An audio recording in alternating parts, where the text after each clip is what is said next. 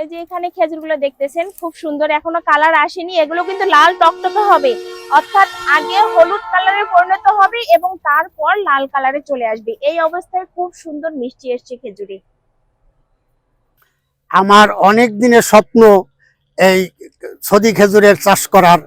তা আমি বাংলাদেশে যতগুলা খেজুরের বাগান আছে বাগানওয়ালাদের সাথে কথা বলছি, অনেকগুলো নার্সারি থেকে চারা দেয়, আমার কারো উপরে কোনো বিশ্বাস আমার জমি নেই। এই জন্যই এই আপার কথাবার্তা ব্যবহারে এর যুক্তি পরামর্শ আমার খুব ভালো লাগছে, এই জন্য আমি এই মিঠাপুকুর এই চারা নিতে আসছি। এর কথার মতো কারো কথার সাথে মেশে নাই। যারা যারা চারা বিক্রি করে তারা ঠিকানা দেয় না, কেউ মোবাইল নাম্বার দেয় না, কেউ কি জাত তা বলে না, খেজুরি চারা ফল সহ দেবো, আসলেও সব আমার বিশ্বাস হয় নাই। আমার বাগানে অতিথির আগমন, অতিথি বলছি তাকেই, এই যে দেখতে পাচ্ছেন আমার ভাই। ভাই বলতে বাংলাদেশে যারা আসতেছেন আমার এখানে, আমি তাদেরকে ভাই বলেই সম্বোধন করি বা নিজের আত্মীয় হিসেবে দেখি, কারণ আদম হাওয়ার কাছ থেকে কিন্তু প্রত্যেকটা সন্তানের জন্ম, তাই আমরা সবাই সবার রক্ত। ভাই এসেছেন ফরিদপুর জেলা থেকে খেজুরের শাখা চারা নেওয়ার জন্য। ভাই কিন্তু সকালে এসে আরেকটা কি খেজুরের বাগান দেখার আগে আমাকে টাকা দেওয়ার জন্য কিন্তু ভাই অস্থির হয়ে গেছেন যে ম্যাডাম আপনি আগে আমার টাকাটা নেন, তারপর আমি খেজুরের বাগানে যাব, কারণ আপনার প্রতি আমার প্রচুর পরিমাণে বিশ্বাস আছে। আসার পরে আমি ভাইকে খেজুর খেতে দিলাম। তো ভাই এখন আপনি বলেন। তো খুব মিষ্টি খেজুর খেলাম, আচ্ছা, অনেক মিষ্টি, কাঁচা খেজুর, তারপর অনেক মিষ্টি, চিনির মতো মিষ্টি খেজুর, পাকলে আরো কত মিষ্টি হবে।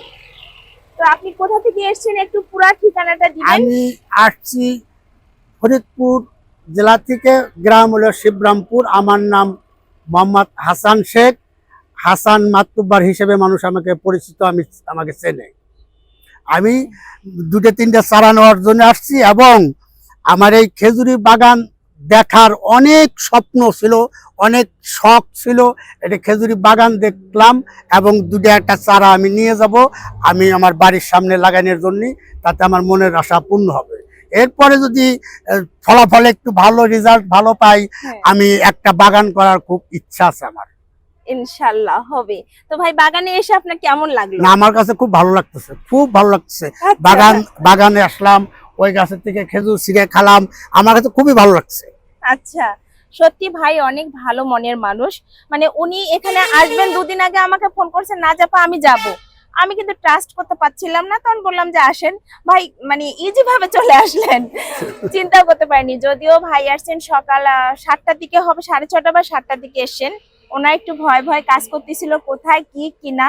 তো একটু ভয় ভয় তো কাজ স্বাভাবিক করে, কারণ অপরিচিত দেশ, অপরিচিত মানুষের কাছে যাওয়া একটু ভয়ের, সবারই মধ্যে এটা ভয়ের কাজ করে। আচ্ছা, এখন তো এখন আমি একদম ফ্রি হয়ে গেছি, উন্মুক্ত হয়ে গেছি আমি এখন এই রংপুরে। তাহলে আপনি দর্শকদের উদ্দেশ্যে কি বলতে চান? এখানে আসলে কেউ প্রতারিত হবে না, এখানে আসলে কেউ প্রতারিত হবেন না।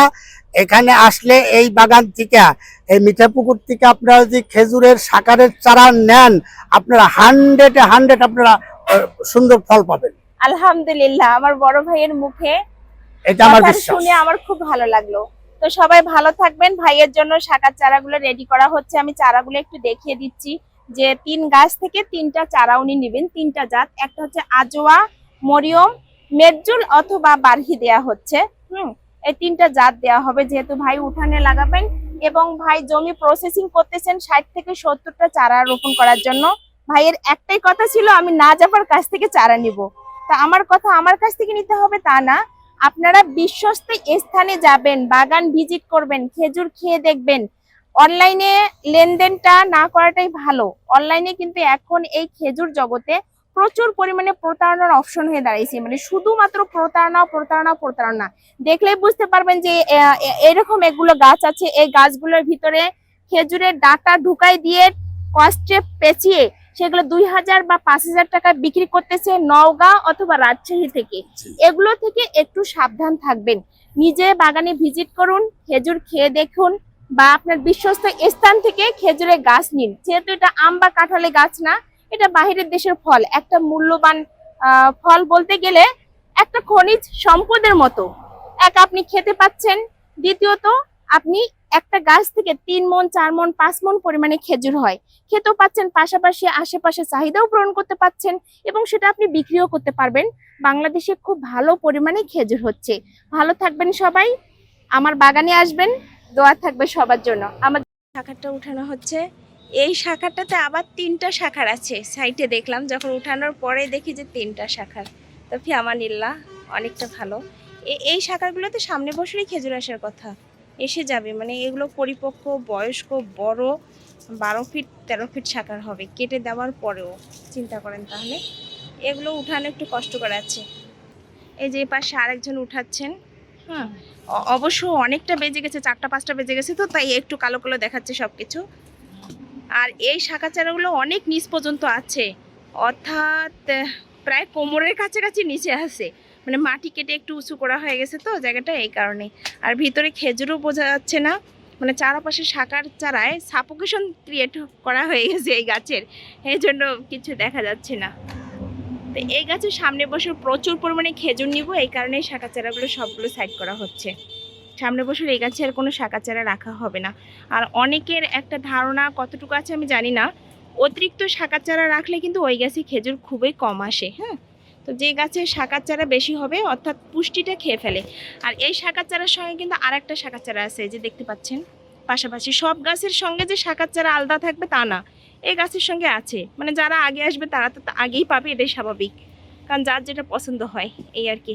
আর আরেকটা গাছ দেওয়া হবে, আরেকটা গাছে 2টা শাখার আছে, 2টা শাখার মধ্যে একটা দেয়া হচ্ছে। এই যে অনেক বড় শাখা দেখুন, এই যে 2টা শাখা, তার মধ্যে একটা যাবে। কেমন লাগছে আপনার এই চারাগুলো? আমার চারা দুটো খুব পছন্দ, খুব মন মতো চারা হয়েছে। এই গাছে আগামীতেই ফল আসবে ইনশাল্লাহ। একটা শাখারে দেখেন 3টা একটা গাছে 3টে শাখারের চারা আছে অলরেডি, আর একটা গাছে পরে আসবে, সমস্যা নাই। টোটাল ভাই নিয়েছেন 3টা শাখার, একটা শাখার এখনো উঠানো হচ্ছে, রাত হয়ে গেছে এই কারণে। এই যে দেখুন কত লম্বা এবং বড়। তো ঠিক আছে, ভিডিও করার সময় নেই। আল্লাহ হাফেজ। আল্লাহ হাফেজ।